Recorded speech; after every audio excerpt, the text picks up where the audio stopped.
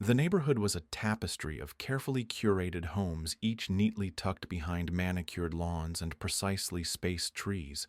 It was a place where the sun seemed to shine a little more warmly, as if trying to soften the sharp edges of perfection. Here in the midst of this suburban utopia where every blade of grass knew its place lived Karen. She was the self-appointed queen of our little realm. Her scepter, an ink-filled pen, and her throne, the head seat of the homeowners association. Karen thrived in chaos veiled with order, delighting in the minutiae of rules and the power they bestowed. Her gaze was as sharp as a hawk's, ever watchful for the slightest transgression against the sacred creed of our community. She was the kind of person who measured happiness by the number of warnings issued and fines collected. In her world, my puppy Max was the first storm cloud on a clear day. Max was a whirlwind of fur and joy, his boundless energy a stark contrast to the neighborhood's rigid serenity. He was a golden retriever with a penchant for the dramatic head tilted and eyes twinkling with mischief. To me, he was perfect. To Karen, he was an abomination. It began with a letter slipped surreptitiously into my mailbox, printed neatly with a tone as frosty as a winter morning. It detailed Max's alleged crimes: barking too loudly, digging holes that disrupted the grass's symmetry, and introducing a disorder that threatened the neighborhood's delicate balance. The words were cold, but I couldn't help but smile at the absurdity. Max, with his wagging tail and innocent eyes, was a menace. It seemed the neighborhood's queen had found her nemesis. I responded with patience, a sunflower bending gently in the wind rather than snapping under its force. I kept Max close limited his outdoor adventures and ensured our walks were quiet and unobtrusive. Perhaps I thought Karen's ire would wane, her attention diverted to more pressing matters. It was a small hope. But Karen, unsatisfied with mere letters, escalated one afternoon as the sun dipped below the horizon, bathing the world in a golden glow. A van pulled up animal control. I watched from my window, heart sinking as they approached. Max, blissfully unaware, lay at my feet, his contented snores a lullaby of innocence. The officer, professional and polite, explained the complaint. Disturbances, safety concerns. They had to check, had to ensure compliance. I nodded, understanding the procedure, yet inwardly, my thoughts churned. How far would Karen go? Just then, a shift in the air, a quiet, creeping irony that seemed to hum beneath the surface. For as the officer glanced down the street, his gaze caught on the elaborate setup in Karen's backyard. Hidden beneath the cover of her high fences were cages and enclosures, a menagerie of exotic animals quietly thriving in her suburban fortress. In her zeal to maintain order, Karen had overlooked the vulnerability of her own glass house. The neighborhood's watchful queen, it seemed, had secrets of her own. As the officer's walk pivoted from my yard to hers, I sat back with a quiet sense of anticipation. The storm she'd sought to unleash on my doorstep was now gathering force, destined to break upon her own. The morning after the animal control incident, the neighborhood felt different. The air, usually fresh with the scent of pine and grass, seemed tinged with an acrid undercurrent of tension. Karen had struck first her venomous call to animal control, resulting in an officer at my door, clipboard in hand, eyes scrutinizing my every move. My puppy, innocent and bewildered, was a mere pawn in her game. Her escalation was expected. Unpleasant but expected. Karen was known for her rigid adherence to rules. Only she seemed to fully understand. Her eyes held the sharpness of a hawk as she patrolled the neighborhood, clipboard clutched like a scepter, signifying her self-appointed reign.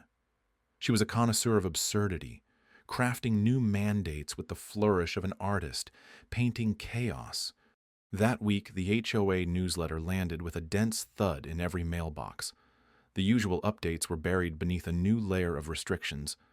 Grass could only be mowed on Thursdays, and garden gnomes were strictly prohibited, their mischievous smiles apparently an affront to community decorum.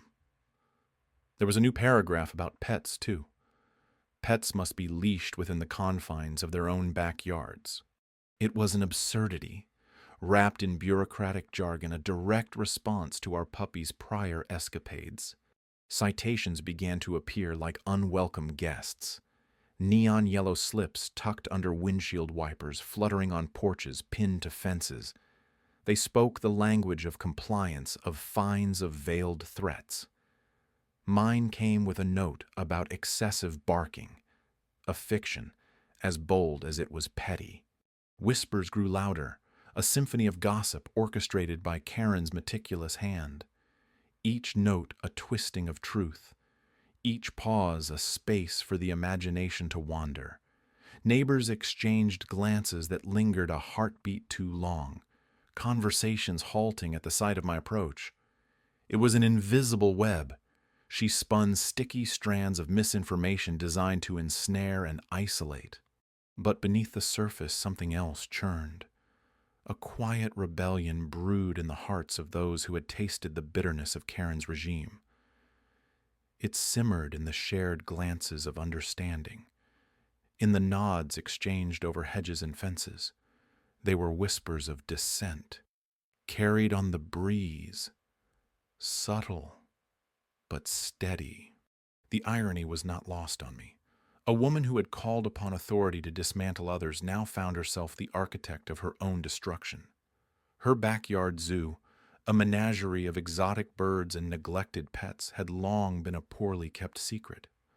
The neighborhood's children whispered of parrots, squawking in the night of cages stacked like precarious towers. It was a violation so blatant it could no longer be ignored in the light of her own machinations. Observing her unravel, I felt a quiet satisfaction. It was not vindictive, merely the universe's impartial hand dealing justice. Her empire, built on flimsy rules and the suffering of others, teetered precariously. In the quiet of my home, with the soft patter of my puppy's paws on the floor, I found my peace. The storm she had sown was beginning to turn the winds, shifting in favor of truth. And as the days wore on, I knew it was only a matter of time before her kingdom crumbled under the weight of its own hypocrisy. The sun hung low, its amber light spilling over the suburban sprawl like syrup on toast. The day still held warmth, but the air carried a premonition of autumn. I stood by the window, a sweeping view of our neat, predictable neighborhood in front of me. The houses lined up like soldiers, perfect and uniform, each one hiding its secrets behind closed doors and manicured lawns. Karen's domain was no different yet. It hummed with an undercurrent that spoke of untamed chaos.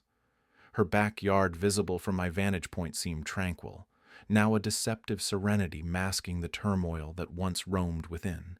The animals were gone, taken by the very entity she had summoned against my innocent puppy. Her own hubris, the architect of her downfall. I turned away from the window, my laptop open on the dining table, a digital chronicle of every encounter, every transgression, an anthology of pettiness recorded in meticulous detail.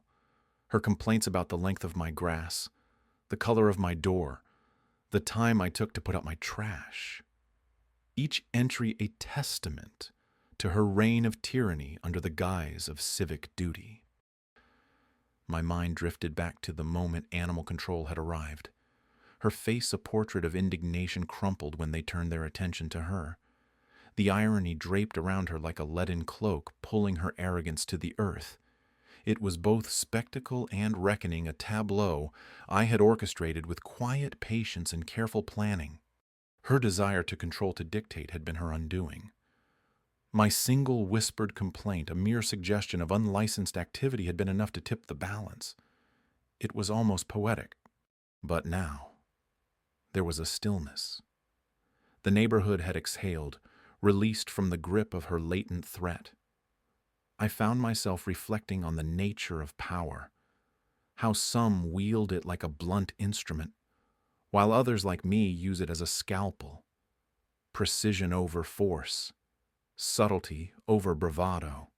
The soft click of paws on hardwood brought my thoughts back to the present. My puppy, oblivious to the drama that had unfolded around her, wagged her tail, a small whirlwind of joy and innocence. Her presence a reminder of what I sought to protect her happiness. My silent victory. I closed the laptop, satisfied with my archival work. My actions had not been without risk, but the outcome was its own reward. Karen's absence of authority was palpable, a void that echoed through the neighborhood. Her backyard, once a cacophony of sounds and scents, was now as silent as the dawn before a storm. The day stretched into evening shadows, lengthening as I stepped outside. A gentle breeze stirred the trees, leaves whispering secrets to the wind. I walked along the path, my puppy trotting at my side, feeling the weight of balance restored. A small triumph, yet profound in its simplicity. Karen's house loomed in the background, a silent sentinel of her miscalculated ambition. I passed it without a glance, my steps resolute, my heart light. The world was as it should be for now. In the end, it was not about the power to destroy, but the wisdom to know when to dismantle. To understand that silence speaks sometimes louder than words, and subtlety, when wielded with care, becomes its own form of justice. The sun dipped below the horizon, casting a warm, amber glow over the neighborhood. Shadows stretched lazily across manicured lawns, blending into the dusk as if hesitant to leave the day behind. I stood at my window, the glass cool against my forehead, surveying the street. It seemed peaceful, a deceptive quiet like the calm before a storm. Ruthless in her pursuit, Karen had retaliated with a vengeance that echoed her desperation. She had called animal control on my puppy, a mischievous bundle of golden fur that had never been more threatening than a sunbeam. Her complaint, thinly veiled in concern, was rooted in spite, a mere pawn in her self-constructed game of dominance. It should have infuriated me. Yet as I watched my puppy frolic in the backyard, oblivious to human pettiness, I felt only a calm resolve. Her backyard zoo, however, was a different story.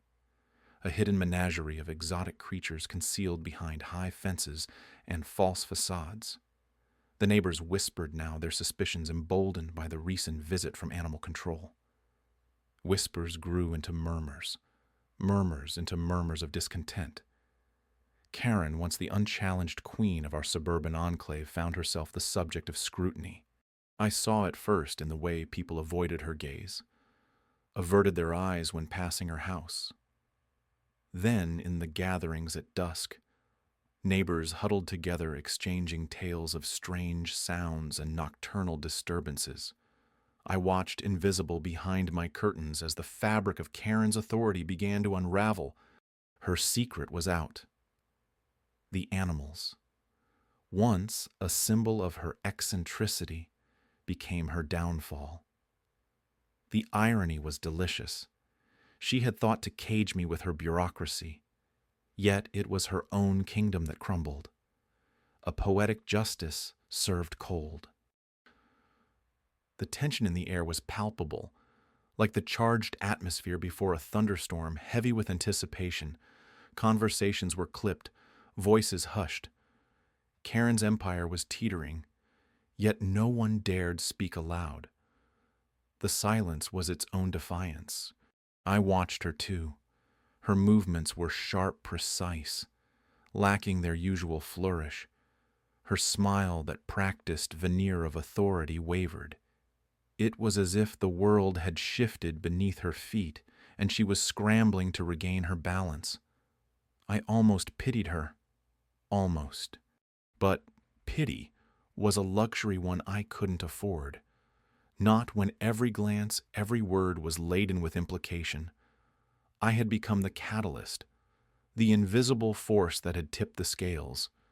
It was intoxicating and terrifying in equal measure.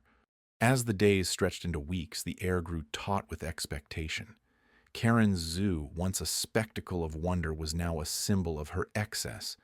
I could feel the neighborhood's pulse quicken, a collective breath held in anticipation of the inevitable. Something was coming, a reckoning. I had no illusions of grandeur, no aspirations of her downfall. I merely wanted peace from my puppy and sanctuary from her unrelenting gaze. Yet, as the days wore on, it became clear that my desires and her undoing were intimately entwined. And so, I waited, quietly, patiently, knowing that sometimes the best revenge is simply to watch the world shift beneath your feet, leaving those who would harm you to fall into the abyss of their own making.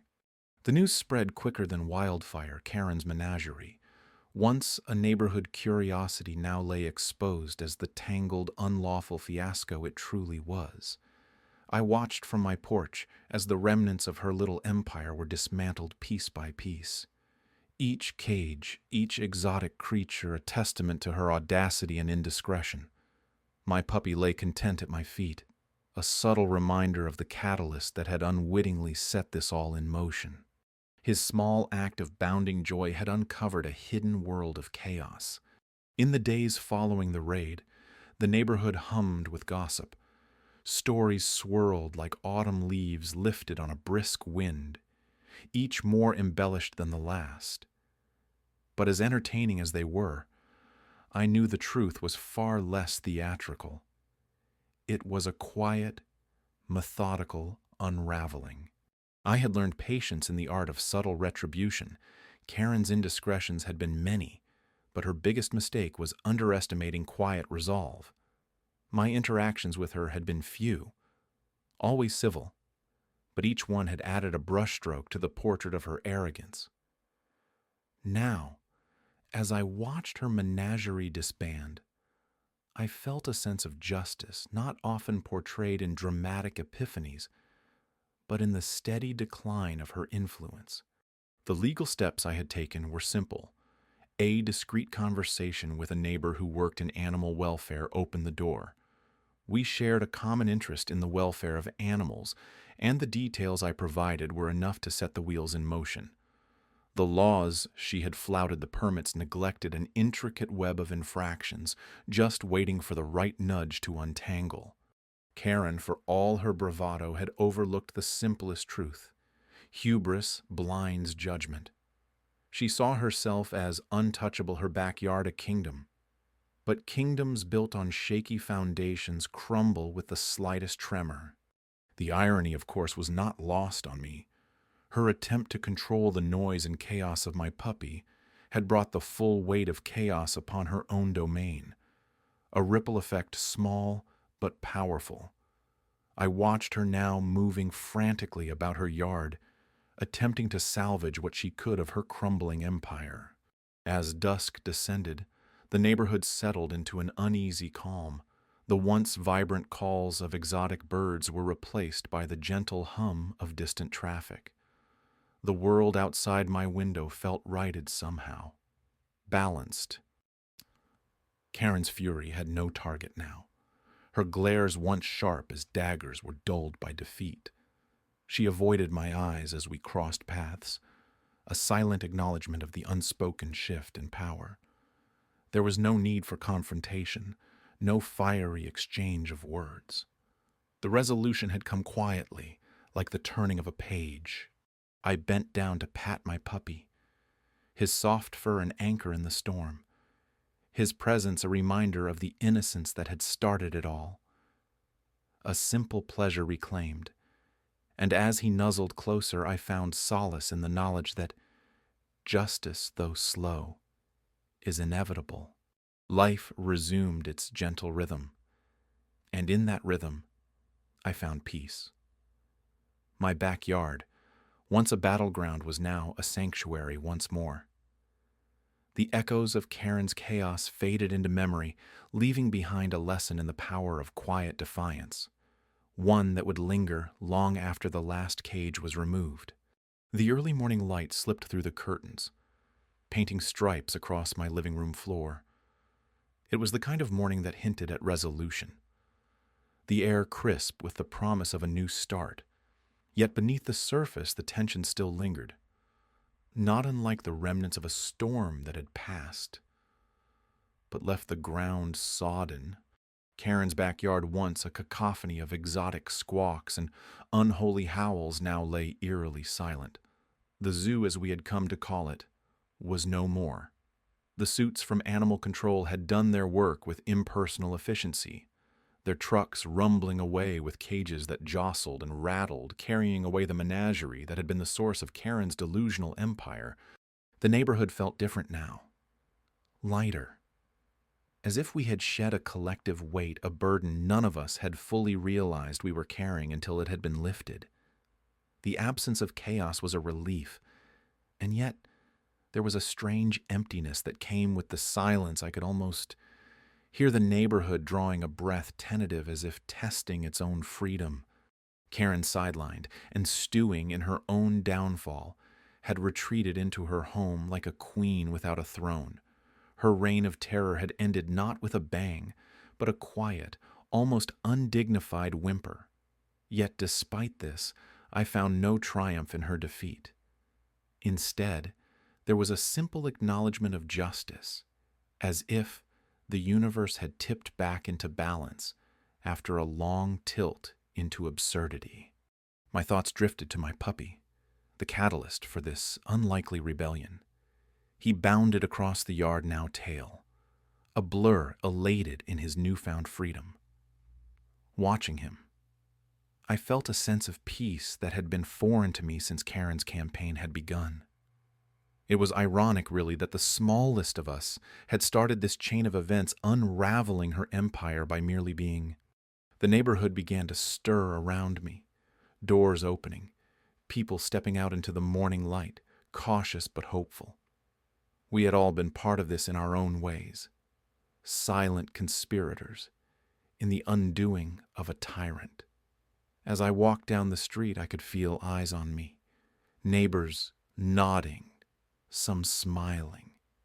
There was gratitude in those gazes, solidarity in those nods. We had faced the storm together and emerged, if not unscathed, then at least intact. And Karen, she remained behind closed doors, the curtains drawn tightly against a world that no longer bowed to her whims. Her silence was her own, doing a self-imposed exile from a community she had tried to dominate. In the end, she had built a world too small for herself, and now found herself confined within its narrow walls. The day wore on, the sun climbing higher, casting its warm glow over our little patch of suburbia. I breathed in deeply, letting the moment settle, savoring the taste of a hard-won peace. Around me, the neighborhood was finding its rhythm again. Children played laughter, bubbling up like a long-suppressed spring. And so life moved forward, steadied on its new course. We had faced our dragon, and found to our surprise that it was not invincible. It could be challenged, and it could fall. In this newfound peace, there was strength. In our quiet rebellion, there had been power. Karen's shadow, once long and oppressive, was now but a memory fading with each new day. We were free. And in that freedom, we found something priceless, the ability to breathe again in a world reborn without fear.